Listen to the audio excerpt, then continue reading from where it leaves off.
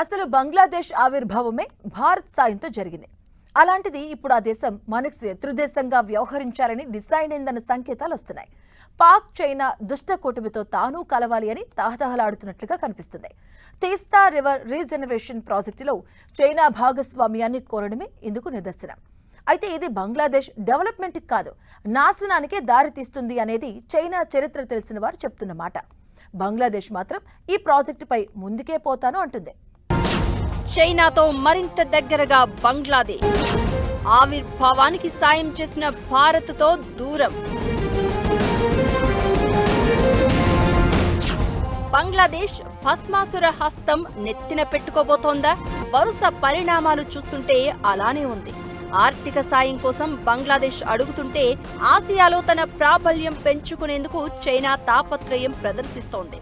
Bangladesh prime minister Tariq Rahman గత నెలలో China, Malaysia పర్యటించారు. పదవి చేపట్టిన తర్వాత అదే ఆయన మొదటి విదేశీ పర్యటన.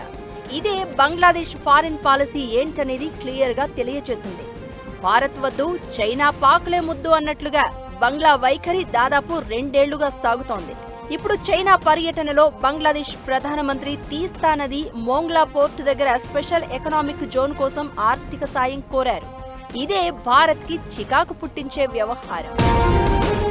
బంగ్లాదేశ్ చేపడుతోన్న తీస్తా నది పునరుద్ధరణ ప్రాజెక్టుపై మన దేశం ఎప్పటినుంచో ఆందోళన వ్యక్తం చేస్తోంది. అలాంటి ప్రాజెక్టుకు చైనా సపోర్ట్ ఇచ్చింది. అంతేకాదు, బంగ్లాదేశ్తో తమ ద్వైపాక్షిక సహకారంలో ఎలాంటి మూడో దేశం ప్రమేయం ఉండకూడదని కూడా డ్రాగన్ స్పష్టం చేసింది. తీస్తా ప్రాజెక్టుకు సహకారం విషయంలో భారత్ వ్యక్తం చేస్తున్న అభ్యంతరాలను ఆ దేశం లైట్ తీసుకుంటోంది. తీస్తా నదీ పరివాహక ప్రాంతం ఈశాన్య రాష్ట్రాలకు అత్యంత సమీపంలో ఉండడమే బంగ్లాదేశ్ చైనా సంయుక్త ప్రాజెక్టుపై భారత్ ఆందోళనకు ప్రధాన కారణం. అయితే దీనిని బంగ్లాదేశ్ అత్యంత ప్రాధాన్యత కలిగిన ఒక జీవనోపాధి ప్రాజెక్టుగా చైనా పేర్కొనడం గమనార్హం. ఇది కావాలని భారత్ ని రెచ్చగొట్టడమే అవుతుంది.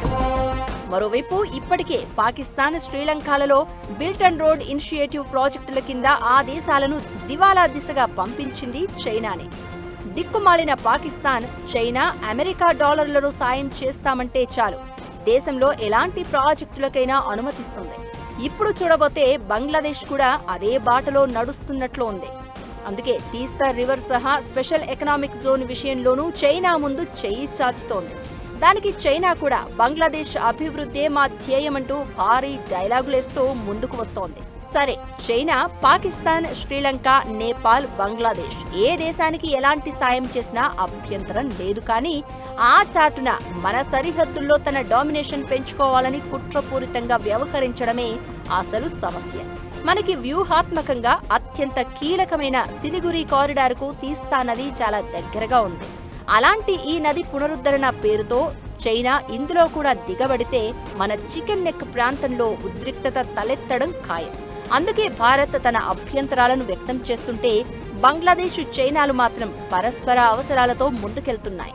అయితే ఇప్పటిదాకా చరిత్ర చెప్పిందేంటంటే చైనా అప్పులిచ్చిన ఏ దేశం కూడా ఆర్థికంగా ఎదిగిందే లేదు.